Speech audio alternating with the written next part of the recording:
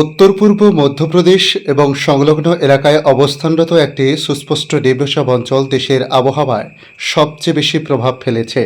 বর্ষার সময় এই ধরনের নিম্নচাপ নতুন নয়, তবে এই নিম্নচাপের প্রভাবে আগামী কয়েকদিন বেশ কিছু এলাকায় বৃষ্টি হতে পারে এমনই ইঙ্গিত আবহাওয়া দপ্তরের। তাই আজ আপনাদের সামনে তুলে ধরার চেষ্টা করব বাংলার আবহাওয়ার পরিস্থিতি আজ এবং আগামী কয়েকদিন কেমন থাকতে পারে।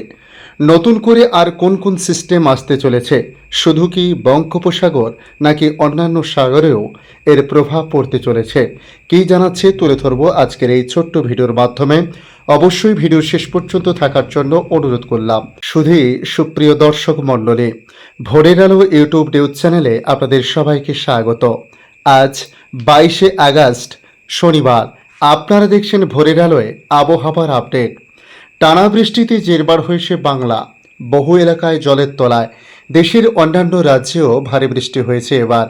এখন প্রশ্ন হলো বর্ষা কবে যাবে। বাস্তুত বর্ষাকে বাঁচিয়ে রেখেছে এখন বাংলা, আর স্পষ্ট করে বলতে গেলে বঙ্গোপসাগর, সেই সঙ্গে অবদান রয়েছে প্রশান্ত মহাসাগরীয় অঞ্চলেরও। আসলে বঙ্গোপসাগর এবং পশ্চিম প্রশান্ত মহাসাগরীয় অঞ্চলের অনুকূল পরিস্থিতি তৈরি হয়েছে। আগামী কয়েকদিন এই প্রভাবে দেশের একাধিক অংশে ফের সক্রিয় হতে পারে বর্ষা। পরিস্থিতির দিকে নজর রাখছেন আবহাওয়াবিদরা। তারা জানিয়েছেন আজ থেকে আগামী 27শে আগস্টের মধ্যে উত্তর বঙ্গোপসাগরে একটি ঘূর্ণাবর্ত তৈরি হতে পারে। পূর্বাভাস এমনই তার পরের সপ্তাহের শুরুতে উত্তর পশ্চিম বঙ্গোপসাগরে একটি নিম্নচাপ অঞ্চল তৈরি হওয়ার সম্ভাবনা রয়েছে।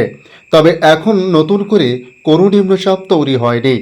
আবহাওয়া মডেলগুলি বলছে আগামী কয়েকদিনে নিম্নচাপ তৈরির মতো অনুকূল পরিস্থিতি তৈরি হতে পারে, যে কারণে এই সম্ভাবনার কথা বলা হয়েছে।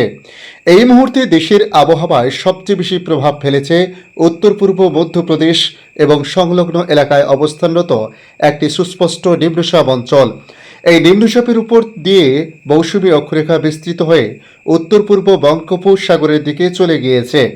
এর ফলে মধ্য পূর্ব এবং উত্তর ভারতের বিস্তীর্ণ অংশে বৃষ্টির সম্ভাবনা প্রবল।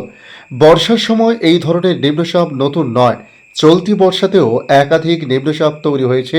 স্থলভাগের দিকে এগিয়ে আসার সময় এই নিম্নচাপ অঞ্চলগুলি জলীয় বাষ্প টেনে আনছে, ফলে বিস্তীর্ণ এলাকায় বৃষ্টি হয়।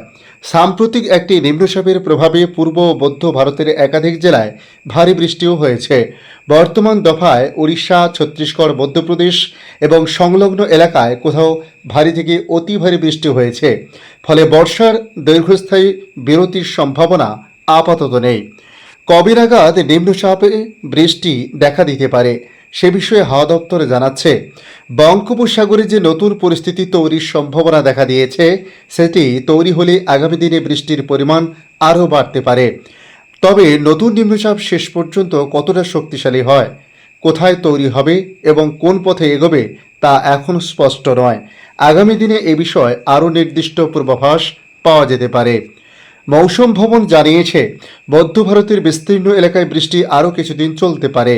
পশ্চিমবঙ্গ ও সিকিম, ওড়িশা, ছত্তিশগড় এবং পূর্ব মধ্যপ্রদেশে মোটের উপর বেশ ভালো বৃষ্টির সম্ভাবনা রয়েছে। এর মধ্যে কয়েকটি জায়গায় ভারী বৃষ্টিও হতে পারে। পূর্ব মধ্যপ্রদেশের কিছু এলাকায় ইতিমধ্যে অতি ভারী বৃষ্টির সম্ভাবনা রয়েছে। উত্তর পূর্ব ভারতে বর্ষার দাপট থাকার সম্ভাবনা, বিশেষ করে অরুণাচল প্রদেশ, আসাম এবং মেঘালয়ের কয়েকটি জায়গায় বিচ্ছিন্নভাবে ভারী বৃষ্টি হতে পারে বলে জানানো হয়েছে। তবে দক্ষিণবঙ্গের পরিস্থিতির দিকে তাকালে আবহাওয়া দপ্তর জানিয়েছে আজ বিক্ষিপ্তভাবে বেশ কয়েকটি জেলায় বৃষ্টির সম্ভাবনা রয়েছে। তবে আগামীকাল থেকে বৃষ্টির দাপট কিছুটা বাড়তে পারে বলে জানানো হয়েছে। আজকের আপডেট এই পর্যন্ত। পরবর্তী আপডেটের জন্য আমাদের এই ইউটিউব নিউজ চ্যানেলটিকে সাবস্ক্রাইব করে কাছে বেল চিহ্নতে ক্লিক করে রাখার জন্য রিকোয়েস্ট করলাম। ধন্যবাদ।